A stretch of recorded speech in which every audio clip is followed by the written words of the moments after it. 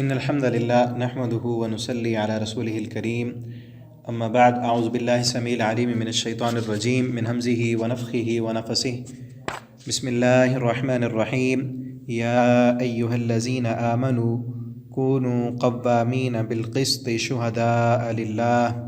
ولو على أنفسكم أو الوالدين والأقربين إن يكن غنيا أو فقيرا فالله أولى بهما۔ تفسیر القرآن کے سبق میں آج انشاءاللہ سورہ نساء رکوع نمبر 20 پڑھیں گے ہم۔ پہلے اس کا لفظی ترجمہ ہم پڑھتے ہیں، پھر انشاءاللہ اس کی تفسیر پڑھیں گے۔ یا ایھا الذین آمنو، اے وہ لوگو جو سب ایمان لائے ہو، کونو سب ہو جاؤ، قوامین قائم رہنے والے، بالقسط انصاف پر، شہداء للہ گواہی دینے والے اللہ کے لیے۔ ہو جاؤ قسط پر قائم رہنے والے اور اللہ کے لیے گواہی دینے والے بن جاؤ۔ ولو علی اگرچہ علی انفسکم اپنے آپ کے خلاف ہی ہو، تمہاری وہ گواہی، وہ انصاف کا فیصلہ تمہارے اپنی ذاتی مفادات کے خلاف بھی پڑتا ہو، پھر بھی تم نے انصاف کرنا ہے۔ اول والدین، یا وہ عدل انصاف تمہارے والدین کے خلاف ہو، والاقربین اور سب قریبی رشتہ داروں کے خلاف ہو۔ ان یکن غنیا، اگر ہو وہ امیر، او فقیرن یا فقیر، یعنی تمہارے عدل کا فیصلہ اس کی زد کسی امیر پر پڑتی ہے، او فقیرن یا کسی غریب پر پڑتی ہے، تو تم نے یہ نہیں دیکھنا، فاللہ اولی بہما، اللہ زیادہ خیر خواہ ہے، بہما ان دونوں کا، امیر کا بھی اور فقیر کا بھی۔ فلا تتبعوا الہوی، تو نہ تم سب پیروی کرو خواہش نفس کی، ان تعدلوا، یہ کہ تم سب عدل نہ کرو، وَإِن تَلْوُوا، اور اگر تم سب گول مول بات کرو گے، او تعرضوا، یا تم سب منہ موڑو گے، فإن اللہ، تو بے شک اللہ تعالی، کان بما تعملون، اس پر جو تم سب عمل کر رہے ہو، خبیرہ، خوب خبردار ہے۔ یا ایھا الذین آمنو، اے وہ لوگو جو سب ایمان لائے ہو، آمنو سب خلوص دل سے ایمان لاؤ، ایمان والو ایمان لاؤ، باللہ اللہ پر، ورسولہ اور اس کے رسول پر، والکتاب اور اس کی کتاب پر، الذی جو نزل اس نے اتاری، علی رسولہ اپنے رسول پر، والکتاب اور اس کتاب پر، الذی جو انزل اس نے اتاری، من قبل اس سے پہلے، وَمَن يَكْفُرْ بِاللَّهِ اور جو انکار کرے گا اللہ کا، وَمَلَائِكَتِهِ اور اس کے فرشتوں کا، وَكُتُبِهِ اور اس کی کتابوں کا، وَرُسُلِهِ اور اس کے رسولوں کا، وَالْيَوْمِ الْآخِرِ اور یوم آخرت کا، فقد تو یقیناً ضل وہ بھٹک گیا، ضلالا بعیدا دور کی گمراہی میں۔ ان الذین آمنوا بے شک وہ لوگ جو ایمان لائے، ثم کفروا پھر انہوں نے کفر کیا، ثم آمنوا پھر ایمان لائے، ثم کفروا پھر سب نے کفر کیا، ثم ازدادوا پھر بڑھتے چلے گئے کفرن کفر میں، لم یکن اللہ لیغفر لہم نہیں ہے کہ اللہ انہیں معاف کر دے، بخش دے، ولا لیہدیہم سبیلا اور نہ یہ کہ وہ ہدایت دے انہیں سیدھے راستے کی۔ بشر المنافقین بشارت سنا دے منافقوں کو، بأن لہم عذابا علیما کہ اس وجہ سے، ان کے اس کام کی وجہ سے ان کے لیے دردناک عذاب ہے۔ الذین وہ لوگ جو یتخذون الکافرین اولیاء جو سب بناتے ہیں کافروں کو دوست، من دون المؤمنین مومنوں کو چھوڑ کر، مومنوں کے علاوہ، ایبتغون کیا وہ سب تلاش کرتے ہیں، عندہم العزہ ان کے پاس عزت، فإن العزة للہ جمیعا تو بے شک عزت ساری کی ساری اللہ کے لیے ہے۔ وقد نزل علیکم حالانکہ اس نے نازل کیا تم پر، فی الکتاب کتاب میں یہ حکم، ان اذا سمعتم کہ جب تم سنو، آیات اللہ اللہ کی آیتوں کے بارے میں، یکفر بہا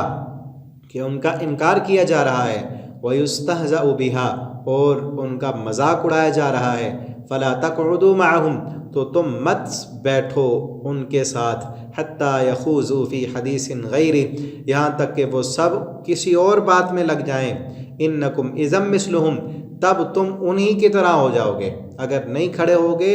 ایسی مجلس سے جہاں اللہ کی آیتوں کا مذاق اڑایا جا رہا ہو۔ ان اللہ جامع المنافقین والکافرین فی جہنم جمیعا، بے شک اللہ تعالیٰ جمع کرنے والا ہے سب منافقوں اور کافروں کو جہنم میں اکٹھا۔ الذین، وہ منافق جو یتربصون، وہ سب منتظر رہتے ہیں بکم، تمہارے بارے میں، فإن کان لکم فتح، اور اگر پھر فتح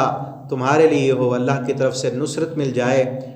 قالوا، تو وہ سب کہتے ہیں الم نکم معکم، کیا ہم تمہارے ساتھ نہیں تھے، وإن کان للکافرین نصیب، اور اگر وہ فتح کافروں کے نصیب میں ہو، ان کے حصے میں ہو کچھ، قالوا، تو وہ سب کہتے ہیں الم نستحوذ علیکم، ان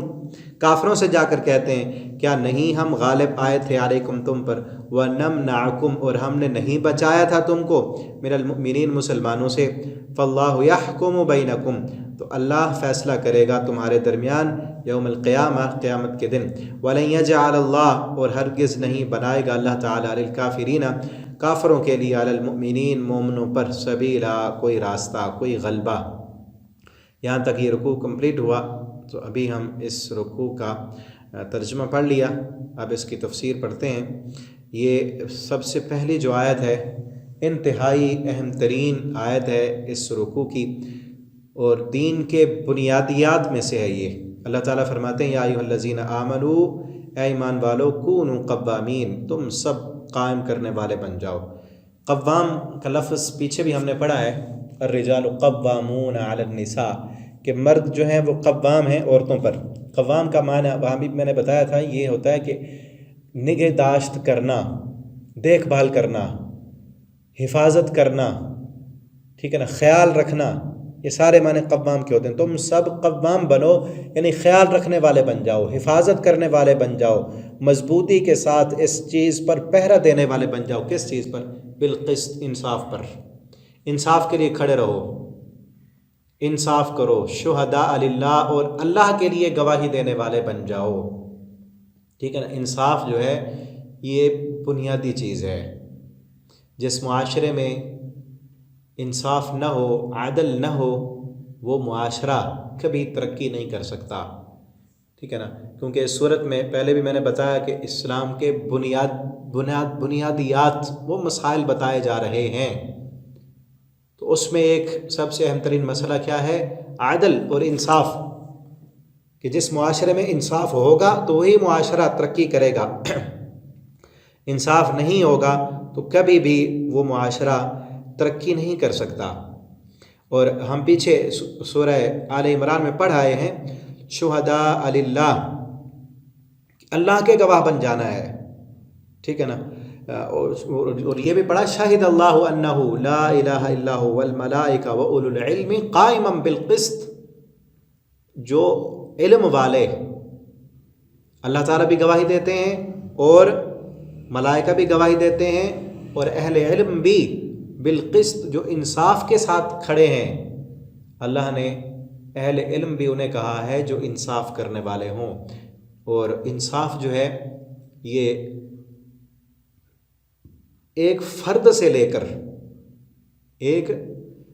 انسان سے لے کر، ایک اپنی ذات سے لے کر پوری کائنات تک جو ہے، اور تمام لوگوں پر انصاف جو ہے وہ کرنا ہے۔ اپنی ذات سے کیا مراد؟ کہ ہر وقت ہم کوئی نہ کوئی فیصلہ کر رہے ہوتے ہیں، ٹھیک ہے نا۔ ابھی آپ کا یہ فیصلہ ہے نا کہ قرآن پڑھنا ہے، اور کتنی دیر پڑھنا ہے، کیا پڑھنا ہے، ہر وقت ہم کوئی نہ کوئی ذہن میں خیالات آتے رہتے ہیں نا، ایک کام چھوڑ رہے ہوتے ہیں اور ایک کر رہے ہوتے ہیں، تو اس جو فیصلہ، جو ہم ڈیسیجن لے رہے ہوتے ہیں، جو ہم جس چیز کو ہم چوائس کر رہے ہوتے ہیں، اس میں ہم نے انصاف کرنا ہے کہ کون سا کام میرے لیے فائدہ مند ہے، کون سا کام مجھے اللہ کی طرف لے کر جانے والا ہے، اور کون سا کام مجھے اللہ سے دور کرنے والا ہے، ٹھیک ہے۔ اپنی ذاتیات کے فیصلے میں انصاف کرنا ہے، اور پھر آپ کے ماتحت جتنے بھی لوگ ہیں، آپ کی اولاد ہے، آپ کے بچے ہیں، ان میں آپ نے انصاف کرنا ہے۔ بنیادیات سے ہی اگر انصاف نہیں سکھایا جائے گا، آگے کہاں انصاف ہوگا؟ جب انصاف کی بات آتی ہے نا، ہمارے معاشرے میں سمجھ جاتا ہے یہ تو حکومت کا کام ہے، یہ تو عدالت کا کام ہے، انہوں نے انصاف کرنا ہے۔ جبکہ ہم دیکھیں پیچھے ہم کیا پڑھتے آ رہے ہیں، وَاعْبُدُوا اللَّهَ وَلَا تُشْرِكُوا بِهِ شَيْئًا، اللہ کا حق، والدین کا حق، ٹھیک ہے نا، خامند کے حقوق، بیوی کے حقوق اور رشتہ داروں کے حقوق، پڑوسیوں کے حقوق، وہ سب حق ہم نے دینے ہیں۔ اور خامند اور بیوی کے درمیان آیا نا جہاں پر جھگڑا ہو جائے تو پھر کیا کرنا ہے، ان کے درمیان بھی صلح کرانی ہے، عدالت میں جائیں ہی نہ، یہ معاملات وہاں تک پہنچے ہی نہ، تم نے آپس کے اندر آپس کے معاملات سارے حل کر لینے ہیں وہاں تک۔ آپ ذرا تصور کریں نبی کریم صلی اللہ علیہ وسلم کے دور میں کتنے کیسز آتے تھے، کوئی وکالت کا کوئی شعبہ ہی نہیں تھا۔ یہ نہیں ہے کہ مسائل نہیں ہوئے، مسائل تو آتے تھے، جھگڑے ہوتے تھے، لیکن وہ چھوٹی سطح پر ہی حل کر لیے جاتے تھے، بہت کم ہی آگے آتے تھے نبی کریم صلی اللہ علیہ وسلم کے پاس، تو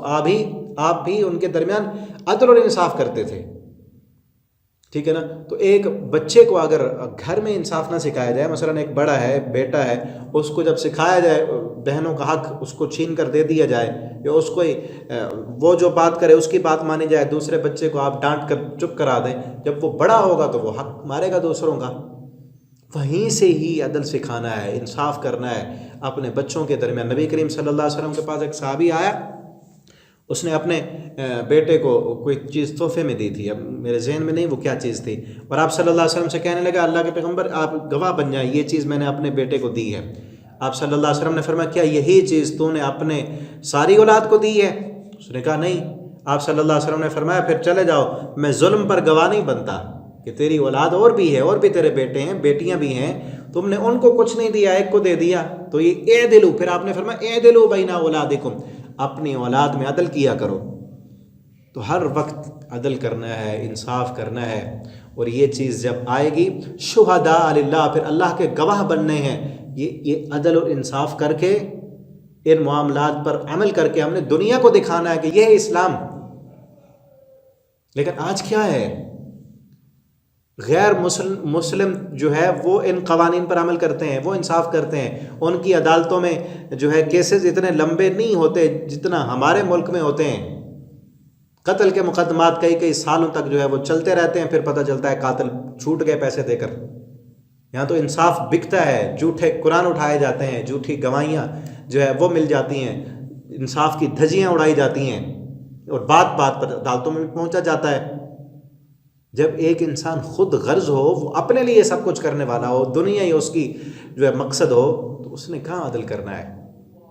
ٹھیک ہے نا۔ شہداء للہ، ہم نے تو دنیا کو دکھانا تھا۔ آج دیکھیں نا، ہم اگر کسی غیر مسلم کو اسلام کی دعوت دیں، اس کو کیا دکھائیں کہ کون سا اسلام؟ وہ تو کہے گا وہ اسلام، وہ مسلمان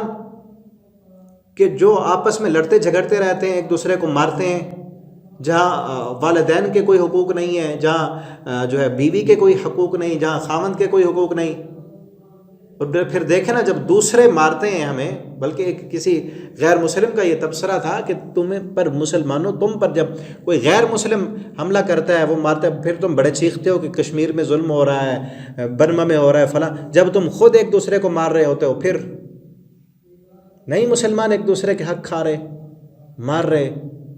لڑائیاں ہیں، زمینوں پر جائیدادوں پر جھگڑے ہیں، تو کیا کرنا ہے؟ بالقسط انصاف کے ساتھ کھڑے ہو جاؤ، یہ بنیادی چیز ہے انصاف۔ اور جس گھر میں انصاف ہوگا نا، اس گھر میں سکون آئے گا، امن آئے گا، اطمینان آئے گا، اور جس محلے میں، جس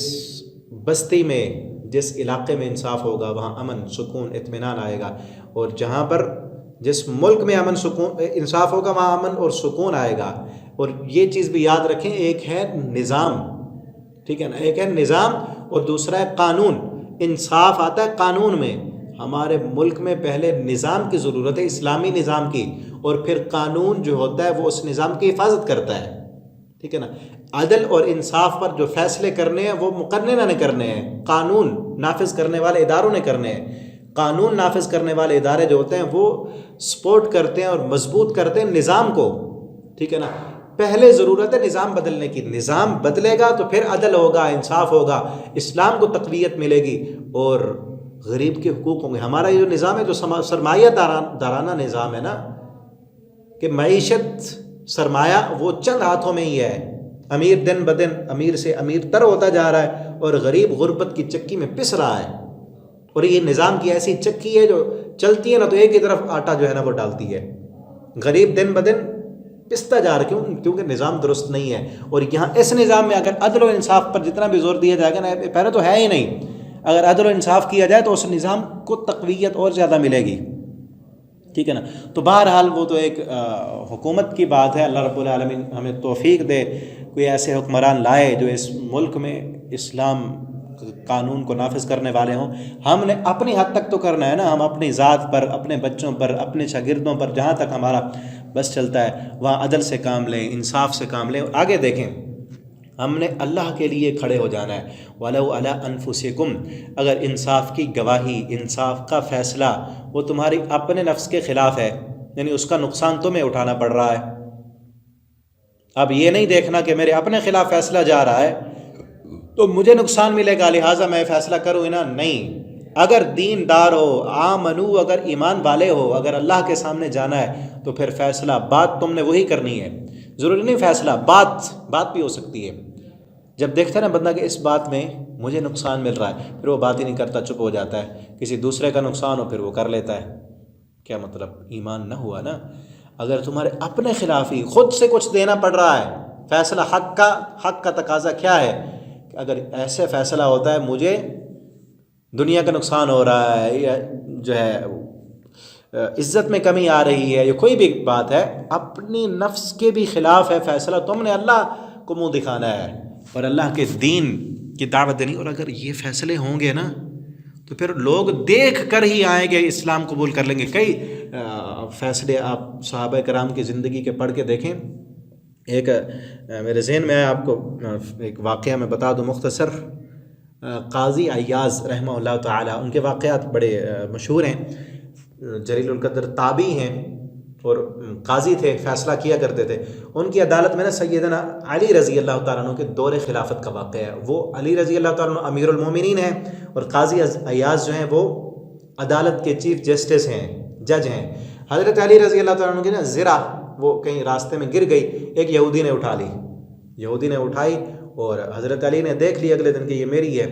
اس نے، یہودی نے کہا میری نہیں، آپ کی نہیں ہے، آپ کوئی گواہ لائیں۔ عدالت میں گیا فیصلہ قاضی عیاض کے پاس رحمہ اللہ تعالیٰ،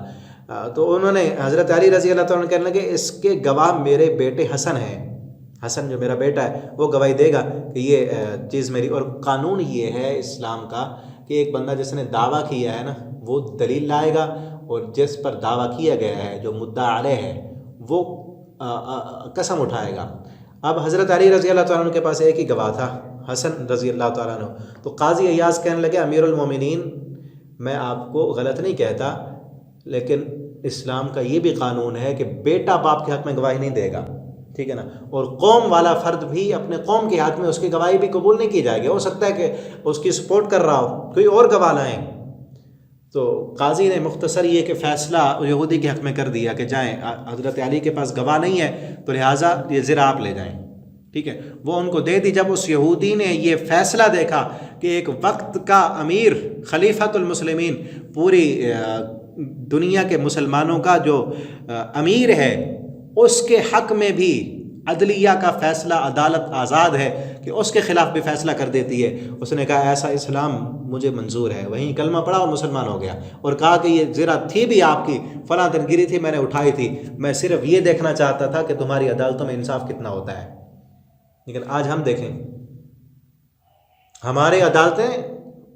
تو کیسے کیسے جو ہے نا گھٹیا کام ہو رہے ہوتے ہیں، کوئی کافر بھی دیکھ کر شرما جائے۔ یہاں پر تو وکیل کو پتہ ہوتا ہے کہ یہ قاتل ہے، کہتے ہیں اتنے پیسے دے دو چھوٹ جاؤ گے۔ یہاں پہ انصاف بکتا ہے، جھوٹے قرآن اٹھائے جاتے ہیں، اور پھر کہتے ہیں امن اور سکون، اور ریاست مدینہ کی باتیں کرتے ہیں۔ ریاست مدینہ تو وہ تھی، اور اس طرح کے کئی واقعات ہیں۔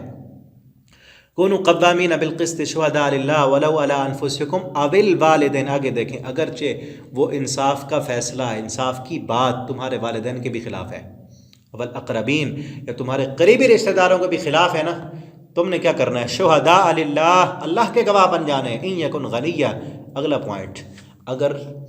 وہ غنی ہو کہ جس کے خلاف جا رہا ہے تمہارے انصاف کا فیصلہ، وہ امیر ہے پھر بھی، او فقیرن، فقیر ہے پھر بھی، فاللہ اولا بہما، اللہ زیادہ حق رکھتا ہے۔ تم اللہ کے زیادہ قریب ہو، تم نے دین کو دیکھنا ہے، تم نے اپنی آخرت دیکھنی ہے، تم نے اللہ کو جا کے منہ دکھانا ہے۔ تم نے اس زمین پر اللہ کی اس زمین پر اللہ کے قانون کو نافذ کرنا ہے، اور جب تک تم اپنے جو ہے بنیادیات کو درست نہیں کرو گے، بنیاد میں تمہارے اسلام نہیں ہوگا،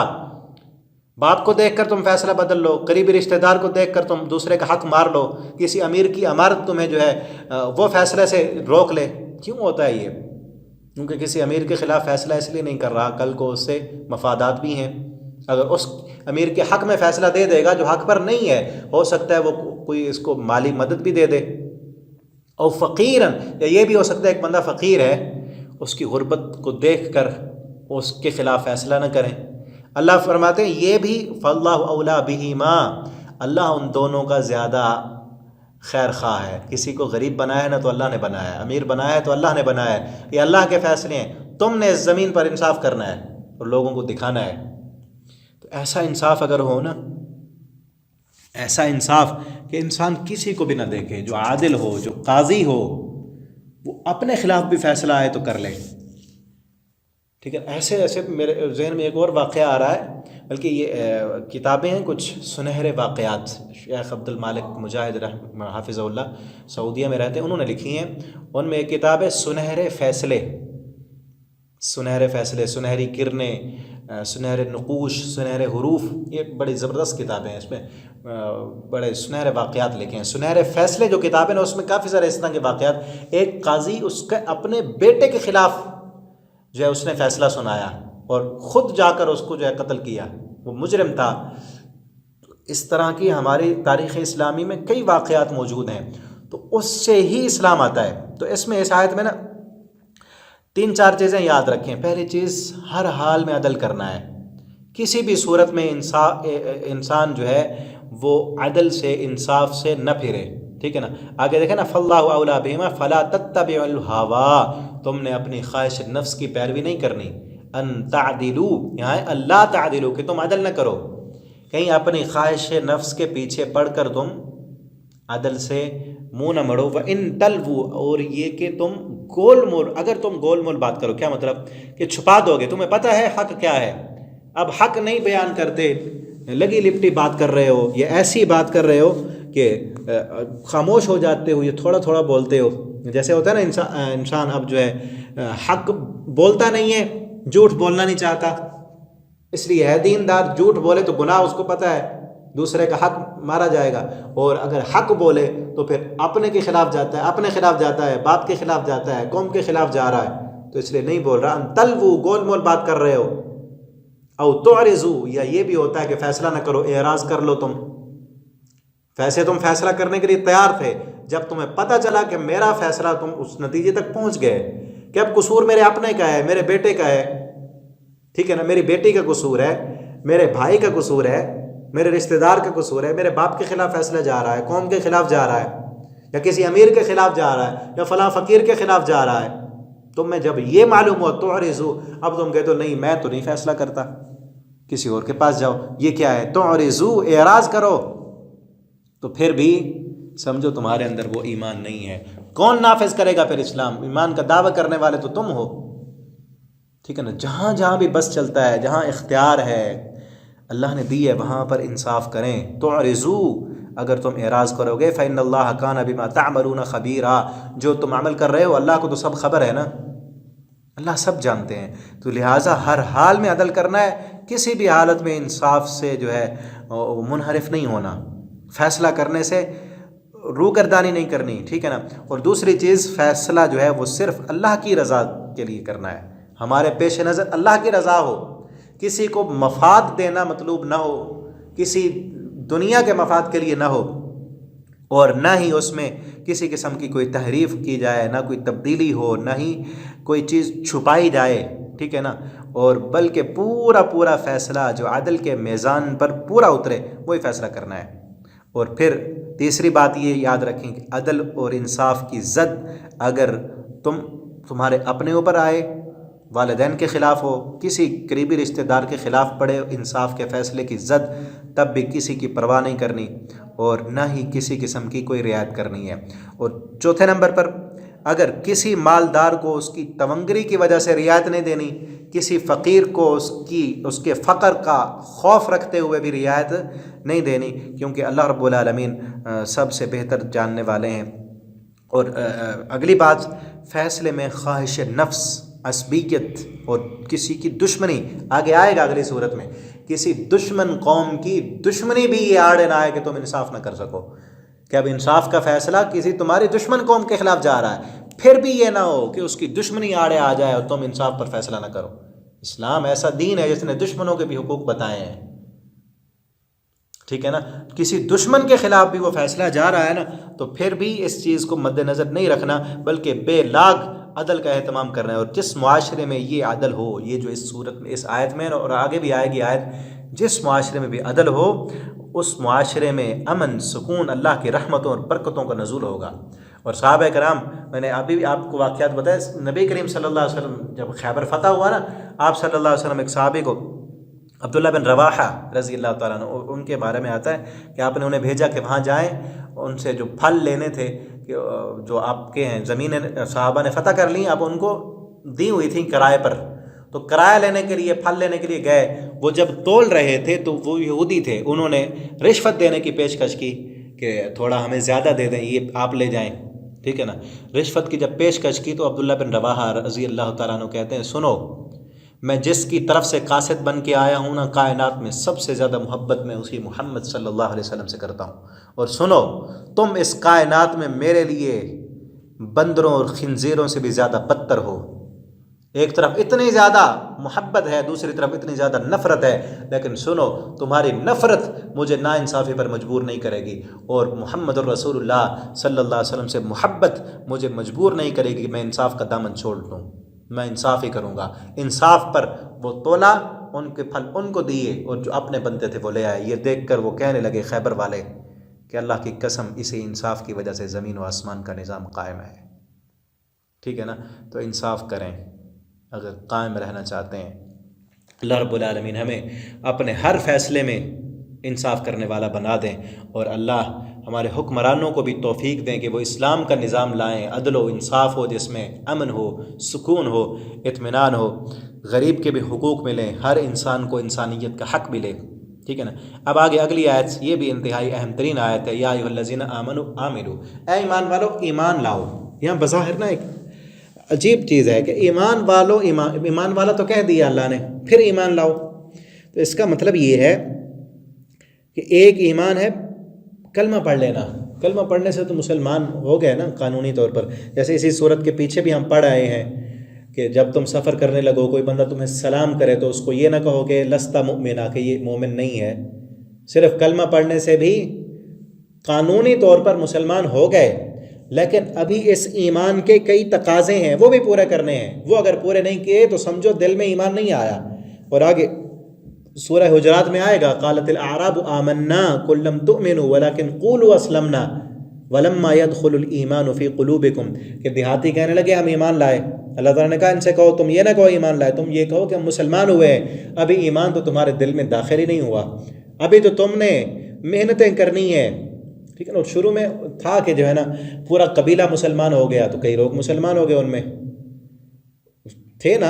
کئی عربی دیہاتی قبائل، پورا قبیلہ مسلمان ہو گئے، یہ بھی مسلمان ہو گئے، یا والدین مسلمان تھے یہ بھی مسلمان، جس طرح آج ہم مسلمانوں کی حالت ہے، جدی پشتی مسلمان، باپ مسلمان تھا، ہم بھی مسلمان ہیں،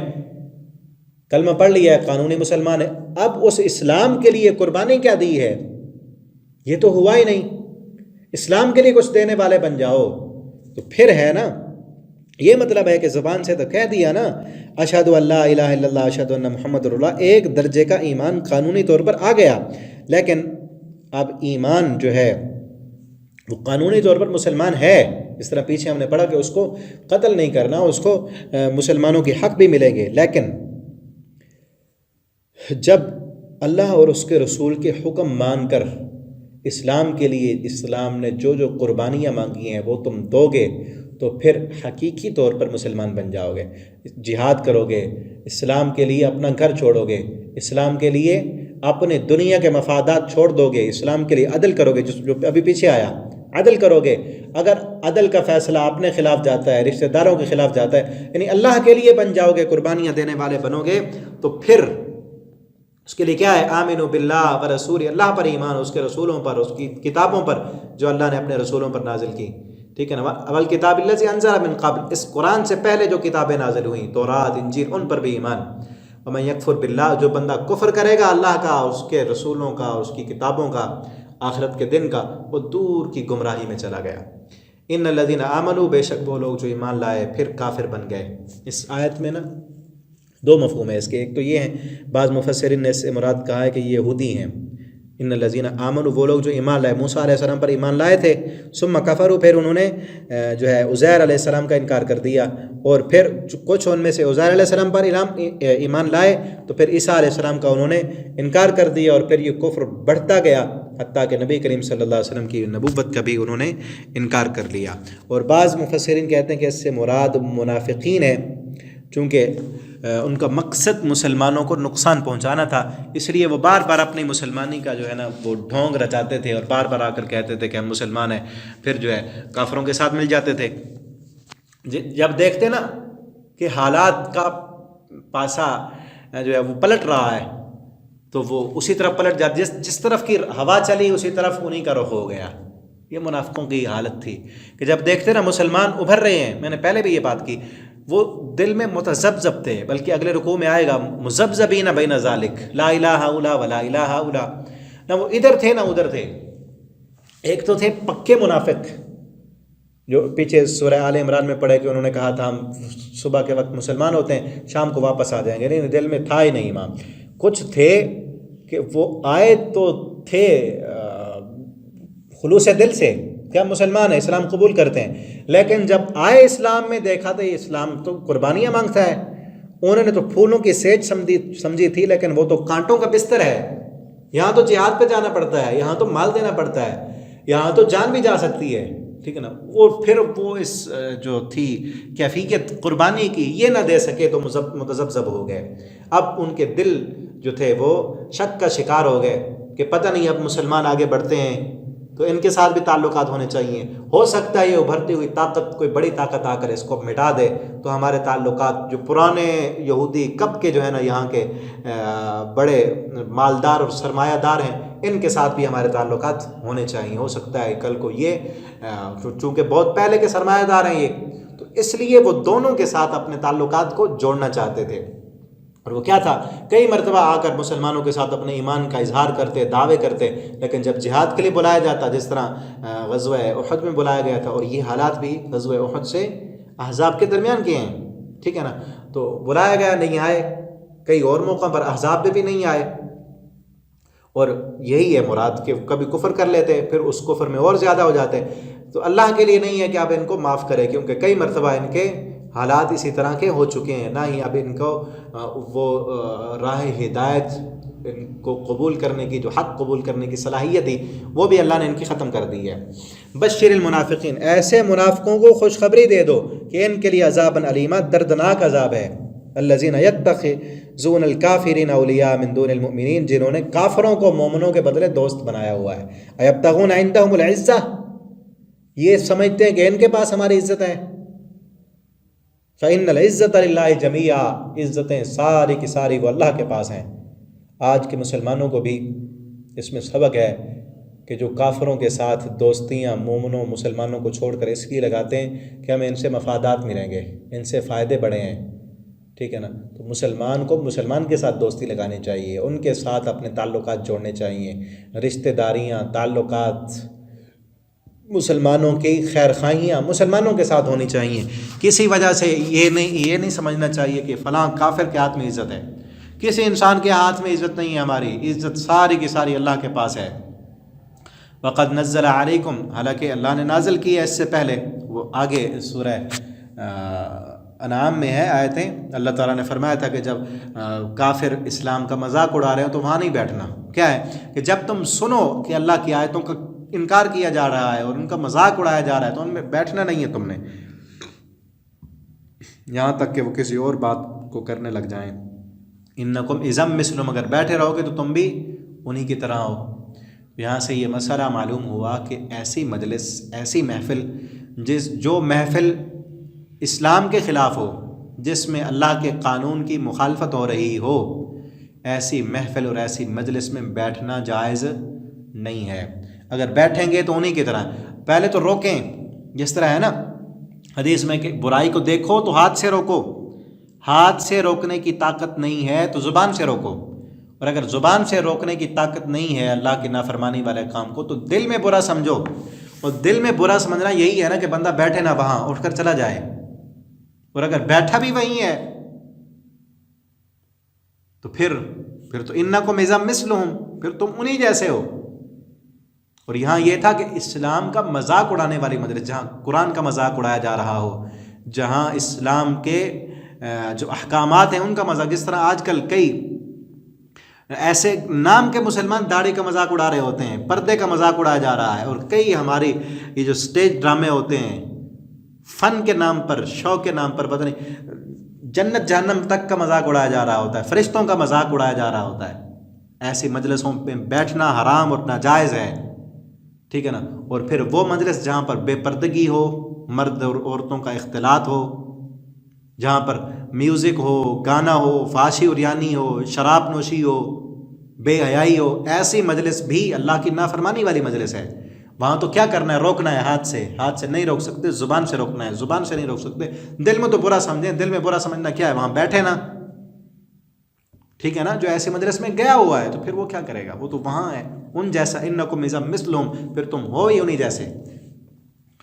اور آگے کہہ دیا ان اللہ جامع المنافقین والکافرین فی جہنم جمیعا، اللہ ان منافقوں اور کافروں کو جہنم میں اکٹھا جمع کر دے گا۔ یہ تو تھا اس وقت جو منافق جاتے تھے یہودیوں کافروں کے پاس، ان کی مجلسوں میں بیٹھتے کہ ان کو اور ان کو جمع کرنا ہے۔ اور آگے آئے گا اگلے رکوع میں ان المنافقین فی الدرک الاسفل من النار، جہنم کے سب سے نچلے درجے میں ان منافقوں کو ڈالنا ہے۔ الذین یتربصون بکم، جو وہ منافق جو منتظر رہتے ہیں تمہارے بارے میں، کیا کہ اگر فتح تمہیں ملے۔ جنگیں ہو رہی تھی نا اس وقت، حالات کیا تھے کہ کبھی مسلمان جیت رہے ہیں اور کبھی وقتی طور پر جیسے غزوہ احد میں کچھ جو ہے کافروں کو بھی فتح مل گئی۔ وہ کیا کرتے تھے؟ اگر مسلمانوں کو فتح ملتی تو کہتے الم نکم معکم، مسلمانوں کے پاس آ کر کہتے ہم تمہارے ساتھی نہیں ہیں، تمہارے ساتھ ہی تو ہم لڑنے والے تھے۔ وہ جاتے بھی تھے لڑنے کے لیے مسلمانوں کے ساتھ، لیکن پیچھے پیچھے رہتے۔ وَإِن كَانَ لِلْكَافِرِينَ نصیب، اور اگر فتح کافروں کے نصیب میں ہو، ان کو اللہ کچھ حصہ، یہاں دیکھیں نا نصیب کچھ حصہ،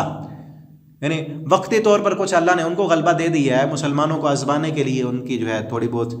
کچھ نقصان ہو گیا ہے، کچھ شہادتیں ہو گئی ہیں، تو پھر وہ کیا کہتے ہیں؟ وہ کافروں کے پاس جا کر کہتے الم نستحوذ علیکم، کیا ہم تمہارے اوپر غالب آنے والے نہیں تھے؟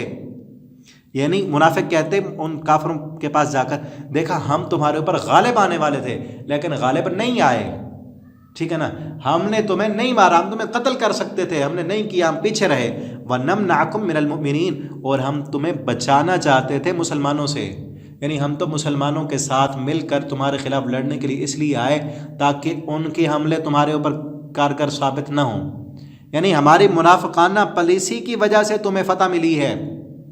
ہم ظاہراً ان کے ساتھ تھے لیکن اندر اندر سے تمہارے ساتھ تھے، وہاں ان کے ساتھ مل کر بھی تمہارے خلاف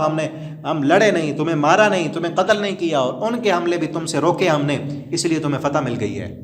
ٹھیک ہے نا۔ اللہ نے ان کے دل کی باتیں بھی بتا دیں کہ یہ کیا کرتے ہیں۔ فاللہ یحکم بینکم یوم القیامہ، بس اب کیا ہوگا؟ اللہ ان کے درمیان قیامت کے دن فیصلہ کرے گا۔ وَلِيَجْعَلَ اللَّهُ لِلْكَافِرِينَ عَلَى الْمُؤْمِنِينَ سَبِيلًا، اور ہرگز نہیں بنائے گا اللہ کافروں کے لیے مومنوں پر کوئی راہ، یعنی ابھی وقتی طور پر اگر مسلمانوں کو شکست مل رہی ہے تو غلبہ مسلمانوں کا ہی ہوگا، ٹھیک ہے نا۔ پیچھے ہم پڑھا ہے نا انتم الاعلون، غالب تم ہی رہو گے ان کنتم مؤمنین، اگر تم مومن ہو۔ جہاں غزوہ احزاب احد پر تبصرہ تھا کہ اگر وقتی طور پر شکست ہوئی ہے غلبہ تمہارا ہوگا، اور غلبہ ہوا مسلمانوں کا، پورے عرب پر مسلمان غالب ہے، بلکہ آدھی دنیا تک سیدنا عمر رضی اللہ تعالیٰ عنہ کے دور میں اسلام پھیلا اور غلبہ تھا اسلام کا۔ کیوں؟ عدل تھا اس وقت، انصاف تھا۔ حضرت عمر رضی اللہ تعالیٰ، ابھی پڑھا نا ہم نے رکوع کے شروع میں، عدل اور انصاف کا۔ عمر رضی اللہ تعالیٰ عنہ آدھی دنیا کے حکمران، اور روم جو اس وقت کا سپر پاور تھا اس کو شکست دے دی تھی سیدنا عمر نے۔ روم سے ایک جو ہے وزٹر آتا ہے گھومنے کے لیے، اور دیکھنے کے لیے مدینہ میں پہنچتا ہے اور کہتا ہے میں جو ہے آدھی دنیا کے فاتح سے ملنا چاہتا ہوں۔ کون ہے وہ عمر کیسا ہے جس نے بڑی بڑی طاقتوں کو گھٹنے ٹیکنے پر مجبور کر دیا، اس کا رعب، اس کا جلال، وہ ہے کیسا، اس کا گھر کیسا ہے۔ مدینہ میں گیا، ان کو کسی نے بتایا کہ فلاں جو گھر ہے وہ ہمارے امیر المومنین کا گھر میں پہنچا، کچا مکان چھوٹا سا، اس نے کہا میرے ساتھ کسی نے مذاق کیا، یہ امیر کا گھر یہی؟ پھر ڈرتے ڈرتے دروازہ بجا دیا، اندر سے ایک نوجوان بہ رہا ہے، کہا امیر المومنین کا گھر یہی ہے؟ کہا ہاں یہی ہے۔ وہ کدھر ہے؟ کہا میں ان کا بیٹا ہوں، ٹھیک ہے نا۔ اور امیر المومنین اور سامنے جو درخت نظر آ رہا ہے، اس درخت کے نیچے جو بندہ سویا ہے نا، وہی مسلمانوں کا امیر ہے۔ وہ عربی تھا، روم سے جو آیا تھا، وہ گیا وہاں درخت کے نیچے، دیکھا کہ ایک گدھا بندھا ہوا ہے اور سیدنا عمر رضی اللہ تعالیٰ عنہ اپنے سر کے نیچے ایک پتھر رکھ کر جو ہے سو رہے ہیں، نیند آ رہی ہے، ان کا عصا پہ پڑا ہوا ہے۔ کیا سکون تھا، کیا اطمینان کی نیند تھی، نہ کوئی لمبے چوڑے گارڈ تھے، نہ کوئی آگے پیچھے فوج تھی، نہ کوئی پہرے دار تھا، کچھ بھی نہیں تھا۔ سیدنا عمر آدھی دنیا کے حکمران اکیلے ٹھنڈی چھاؤں کے نیچے ننگی زمین پر لیٹے ہوئے ہیں۔ تو اس نے اس وقت پکار کر کہا عدلتا و امنتا یا عمر الفاروق، اے عمر تو نے عدل کیا ہے، تو نے انصاف کیا ہے، اس لیے آج یہاں سکون کی نیند سو رہا ہے، تجھے کسی کا ڈر نہیں ہے، ٹھیک ہے نا۔ اور ہمارے حکمران، انہوں نے ظلم کیا، زیادتیاں کی، ناانصافیاں کی، اسی لیے ان کو بڑے بڑے شیش محلوں میں بھی سکون کی نیند نہیں آتی۔ وہ دور تھا، ٹھیک ہے نا۔ تو اللہ نے غالب کیا تھا اس عدل پر۔ یہ جو بنیادیات ہم پڑھ رہے ہیں، یہ بنیادیں درست ہوئی تھیں جب مسلمانوں کی، جب انہوں نے یتیموں کے حقوق دیے تھے، جب انہوں نے اپنوں کو حق دیا تھا، جب انہوں نے وراثت کی تقسیم کو درست تقسیم کیا تھا انصاف کے مطابق، کسی کا حق جب انہوں نے عدل کیا تھا، انصاف کیا تھا، غریب کی غربت کی وجہ سے بھی ناانصافی کو نہیں چھوڑا، کسی امیر کی امارت کی وجہ سے بھی ناانصافی نہیں چھوڑی، اپنوں کے خلاف بھی ان کے فیصلے جاتے تھے تو وہ کر گزرتے تھے۔ اللہ نے ان کو دنیا میں غالب کیا تھا، کب؟ جب انہوں نے قرآن کو دنیا میں غالب کیا تھا۔ آج ہم نے قرآن کو چھوڑ دیا، قرآن کے قوانین چھوڑ دیے، ٹھیک ہے نا۔ اب تو یہاں بہت کم ہے، آپ دیکھیں نا کتنے لوگ قرآن پڑھنے والے ہیں، کتنے اپنے بچوں کو قرآن پڑھاتے ہیں، بہت کم۔ اور وہ پڑھانے کی حد تک بھی ناظرہ قرآن پڑھنے کی حد تک ہوتے ہیں، ان میں بہت کم ہے جو ہے جو ترجمے کے ساتھ پڑھ لیں اور تفسیر کے ساتھ پڑھ کر، جس طرح آپ پڑھ رہے ہیں، تدبر کر کے، غور و فکر کر کے، کوئی 1000 میں سے ایک ملے گا۔ کتنی کم ہے ریشو۔ اور آپ اللہ کا اس پر جتنا بھی شکر ادا کریں، اللہ نے ہمیں قرآن پڑھنے پڑھانے کے لیے چنا ہے، اور اللہ سے دعا کریں کہ اللہ اسی کام پر ہمیں موت دے، اللہ ہمیں عمل کرنے کی بھی توفیق دے جتنا ہم کر سکتے ہیں، اور یہ قرآن پڑھتے پڑھتے، قرآن پڑھاتے پڑھاتے اللہ ہمیں موت دیں۔ یہی جو ہے زندگی کا مقصد ہے۔